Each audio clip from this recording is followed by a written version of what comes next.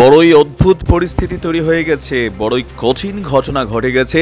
আর এই ঘটনার শেষ আসলে কোথায় হবে বা আরো কতগুলো প্রাণ ঝরে যাবে?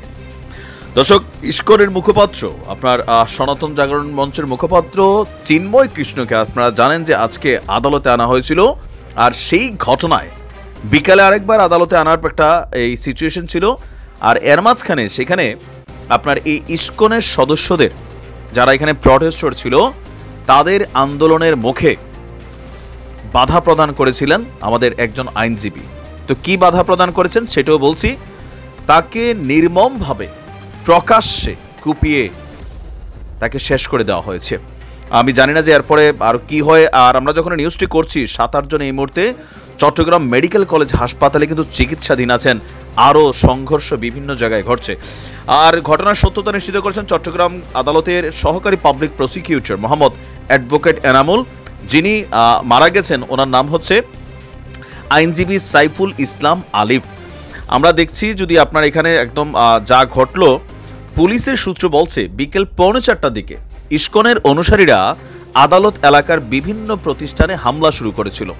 আর সেই হামলায় আইনজীবী সাইফুল ইসলাম আলিফ তিনি সেখানে তাদেরকে বাধা প্রদান করেন। এরপর কতিপয় সদস্যরা তারা ভুক্তভোগীকে তুলে নিয়ে আদালতের প্রধান ফটকের বিপরীতে রঙ্গম টাওয়ারের সামনে নিয়ে যায়। তাকে জোর করে ধরে বেঁধে নিয়ে যায়। সেখানে সাইফুল ইসলামকে কুপিয়ে আহত করে ইস্কন সদস্যরা। গুরুতর অবস্থায় উদ্ধার করে সাইফুল ইসলামকে যখন চট্টগ্রাম মেডিকেল কলেজে হাসপাতাল ভর্তি করা হয়, কর্তব্যরত ডাক্তার তাকে মৃত ঘোষণা করেছেন। আমরা যদি দেখছি যে চট্টগ্রাম আদালতের সংঘর্ষের ঘটনায় 7-8 জন এই মুহূর্তে আরও গুরুতর অবস্থায় হাসপাতালে ভর্তি আছে। আর বিকেলে ঢাকা থেকে চট্টগ্রাম যাওয়ার সময় গতকালকে বিকালে চিন্ময় কৃষ্ণ দাসকে গ্রেপ্তারের পর থেকেই এই ঘটনাগুলো ঘটছে। আজকে সকাল 11:30টার দিকে থানায় দায়ের হওয়া মামলায় গ্রেপ্তার দেখিয়ে তাকে কিন্তু কারাগারে পাঠিয়েছিল।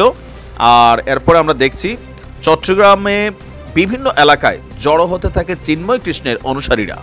আদালত জামিন নামঞ্জুর দিলে আপনার তার অনুসারীরা বিক্ষোভ করে তারা কিন্তু এখানে আজকে নানান ঘটনা ঘটিয়েছে। প্রিজন ভ্যান আটক করে দিয়েছিল পুলিশ এবং বিজিবি মিলে আন্দোলনকারীদের ধাওয়া দিয়ে রাস্তা ক্লিয়ার করে। এ সময় পুলিশের সঙ্গে কিন্তু রক্তক্ষয়ী সংঘর্ষে জড়িয়েছে বিক্ষোভকারীরা ছত্রভঙ্গ হয়ে আদালত এলাকায় মসজিদ, দোকান সহ বিভিন্ন প্রতিষ্ঠানে কিন্তু হামলা চালিয়েছে। এ সময় বেশ কয়েকটি মোটরসাইকেলও তারা ভাঙচুর করেছে। একই সঙ্গে আইনজীবী সহ বিভিন্ন লোকের উপর হামলা চালিয়েছে এই চিন্ময় কৃষ্ণের অনুসারীরা। সর্বশেষ খবর পাওয়া পর্যন্ত চট্টগ্রামের এই আদালত এলাকায় থমথমে পরিস্থিতি বিরাজ করছে।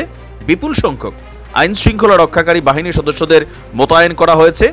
আর আইনজীবীদের একটি অংশ এই মুহূর্তে বিক্ষোভ করছে।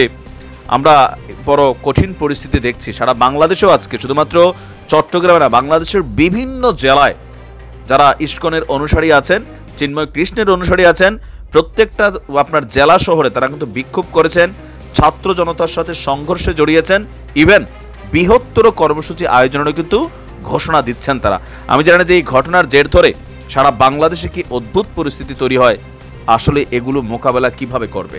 সরকারের পক্ষ থেকে বলা হয়েছে তাকে কোনো ধর্মীয় পয়েন্ট অফ ভিউতে আটকানো হয়নি, তাকে রাষ্ট্রদ্রোহী মামলায় আটকানো হয়েছে। কারণ চট্টগ্রামের লাল দিঘির পারে সে যেই জনসমাবেশ করেছিল সেখান থেকে যেই ঘটনাগুলো ঘটেছে, পাশাপাশি তার বিভিন্ন বক্তব্য যেগুলো সরাসরি আওয়ামী লীগ বেসিস কিন্তু একটা অবস্থান ছিল, এগুলার কারণে কিন্তু তার বিরুদ্ধে ছাত্র জনতার একটা অংশ কোথাও না কোথাও কিন্তু ক্ষুব্ধ আছে। তো সবকিছু মিলে এই পরিস্থিতি, আমি জানি না যে আরো কয়টা লাশ পড়ে যায়, কি হয় না হয়, কি এক সিচুয়েশন আমরা পার করছি গত 3টা দিন।